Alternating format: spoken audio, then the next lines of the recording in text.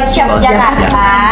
Jadi untuk sesi bedah buku kali ini saya tentunya nggak sendiri, tapi ditemani oleh dua narasumber saya yang udah sangat siap banget nih untuk membagikan materinya. Dengan siapa di sini? Halo, saya Arbaksan Abbas, saya dari staf logistik. Halo, aku Kaira Aura dari Coach Shop Jakarta, staf admin penjualan. Oke, jadi di sini sudah ada Mas Arbakisa atau biasa yang dipanggil Mas Bakis dan Mbak Kaira. Nah, oke, jadi untuk kali ini kita akan bedah buku, yaitu buku yang berjudul Psychology of Money. Nah, bisa dijelasin dong, Mbak, kita mau bahas apa sih siang ini, Mas? Judulnya itu ada penumpukan membingungkan. Nah, beneran subbabnya adalah penumpukan membingungkan. Kalau saya dengar sekilas sih, saya biar bingung gitu. Maksudnya gimana nih, Mas, Mbak? Poinnya apa sih dari subbab judulnya itu? Oke, nih di kali ini kita kan bakalan bahas penumpukan membingungkan. Nah, poin yang pernah aku tangkap di sini adalah kalau bicara soal uang atau duit memang tidak akan ada habisnya. Tentu saja akan selalu menarik untuk selalu dibahas. Sudah bukan sesuatu hal lagi yang asing kalau sudah banyak orang menginginkan banyak duit, bukan begitu? Kan? Hal ini dikarenakan hampir setiap aktivitas sehari-hari yang dilakukan oleh semua orang selalu berhubungan dengan duit. Betul banget. Kita nggak Ekspektasi ya.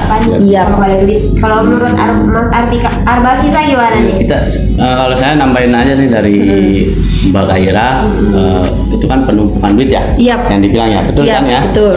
Jadi kalau kita tanam sekarang, bukan berarti besok kita panen. Maksudnya kan kayak penumpukan uang itu kita modelnya ekspektasi kayak nabung ya kan? Nabung. Itu sih yang tambahan poin yang saya bisa ambil dari. Oke, jadi menurut Mbak Kaira dan Mas Arbakisa ini, kalau ternyata penumpukan membingungkan itu maksudnya lebih mengarahkan kita untuk lebih rajin menabung atau investasi gitu ya.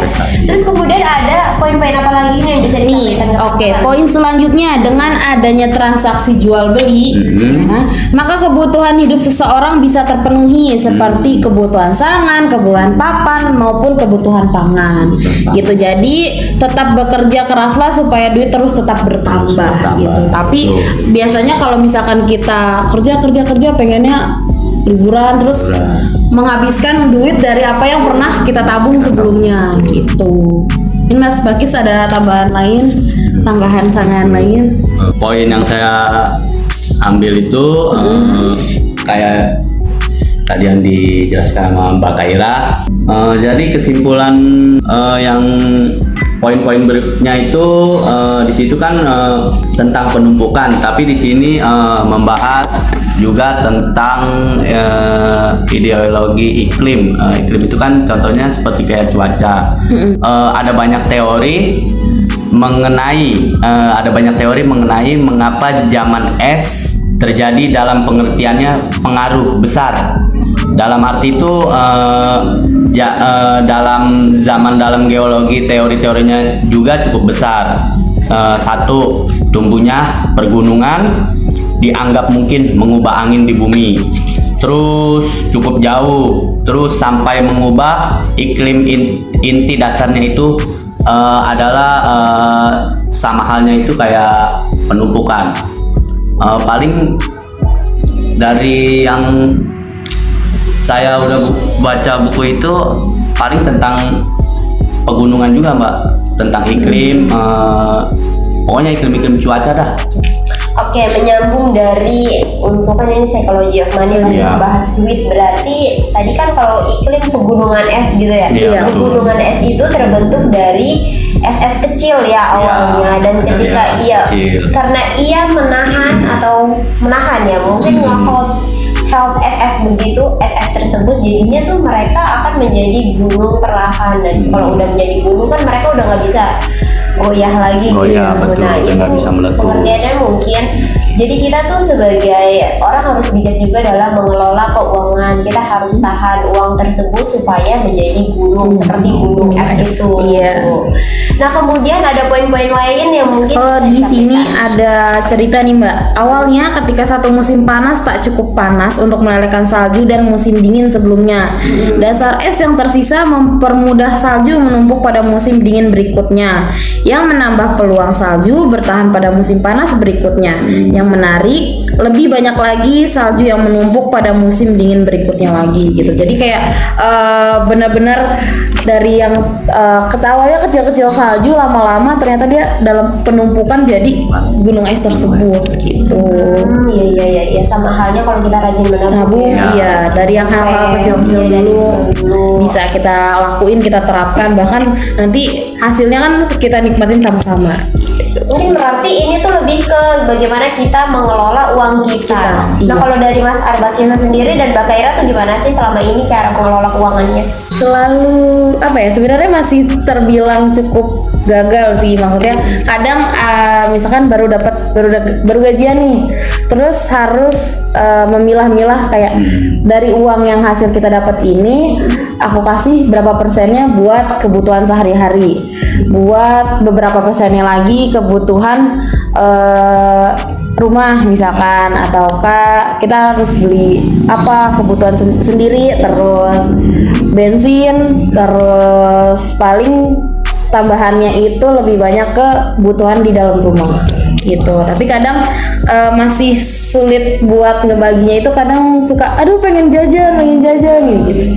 Tergoda yang lain-lain. Iya. Kalau dari Mas Arbakina nih, versi cowok. Kalau versi saya sih soal nabung ya, sempet setiap kayak kan sekarang kan modelnya lagi bekerja, terus dapat gaji kita nabung, terus kadang ketika uang sudah kita tabung rasanya itu mau kita ambil lagi. Gatel gitu Iya, ya. itu gatel. Jadi kita mau menumpukan uang juga jadi agak susah. Kebutuhan setiap hari keluar, terus kadang kebutuhan darurat, entah itu di kerja atau di luar kerja.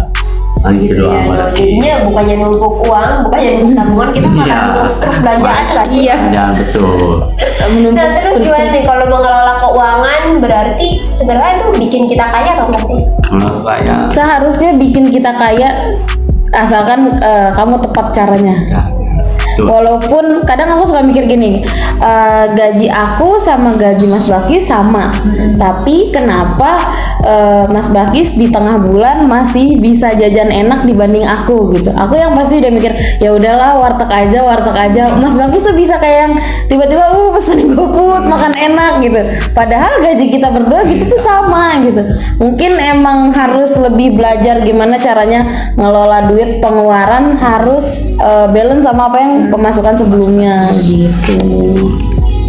Berarti emang harus pinter-pinter Pinter banget. ngelola. Namanya juga ngelola Ngelola, ya. iya. Susah banget sih emang, apalagi perkara duit ada Iya, aja. ada aja. Kita belum punya dana darurat, emang harusnya kita punya ya. Harus dana darurat. sebenarnya harus Kadang punya. Kayak ya udahlah dana darurat nggak usah, gue mendingin tabungan aja gitu. Kadang gitu. Kalau dari Mas Arbakis apa nih? Udah punya tabungan nikah? Oh, Apalagi kan kalau- cowok ya. Kalau dari saya sih tabungan sih belum begitu banyak. Tapi ada ya. Ya ada lah. Alhamdulillah. Maksudnya tuh bakal tabungan buat ke depan, masa depan. Entah kita mau investasi di lain waktu, diinvestasi kayak misalkan kita mau investasi buat tabungan beli rumah, atau investasi tabungan buat nikah. Wih, Udah itu. mantap banget. Nih, coba Mbak Semanggi University nih yang mau sama Mas Arbakis, saya tabungannya udah banyak. udah punya tabungan dijamin. Oke, Insya Allah. kemudian ada poin apa lagi nih yang membuat kalian tuh ternyata gini setelah baca buku ini? Gue baru tahu nih setelah baca buku ini gitu. Setelah membaca buku ini, saya akan lebih belajar untuk bijak dalam mengelola keuangan.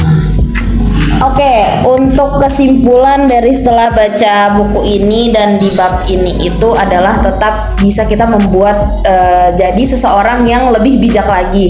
Karena untuk mengelola keuangan itu pasti nggak akan pernah mudah, nggak pernah gampang, apalagi nggak pernah mudah cepet gitu loh. Karena kita perlu banyak waktu untuk mengelola supaya apa yang kita dapatkan sesuai. Betul. Oke, di kesimpulan pada buku ini adalah bahayanya di sini adalah bahwa ketika Aduh, Deli jangan begini apa? jangan begitu yang benar guys.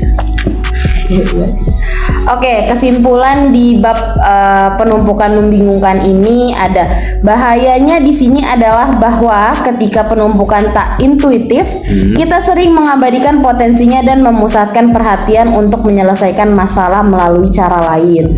Atau bisa kita kasih kesimpulan bijaklah terhadap pengelolaan keuangan pada diri sendiri gitu. Oke, jadi tambahan konklusi dari saya ya, ini kan judulnya penumpukan membingungkan. Sebenarnya penumpukan kalau kita nggak bisa mengelola, kita tuh nggak bisa menumpuk harta kita gitu. Dan sebenarnya mengelola keuangan itu juga bukan bikin kita kaya sih, tapi lebih ngelatih kita buat mandiri dalam kehidupan.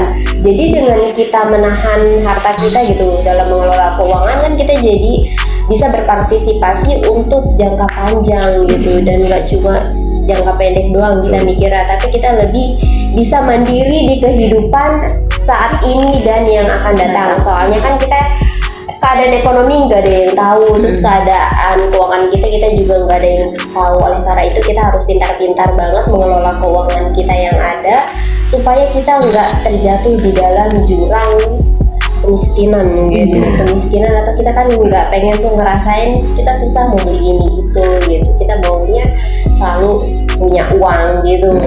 Oke, terima kasih banget nih Mas Arbakisa, Mbak Kaira untuk kesempatan kami sesi bedah buku kali ini. Semoga apa yang udah disampaikan oleh teman-teman di sini bermanfaat untuk teman-teman Semanggi University semua. Sampai jumpa. Dah.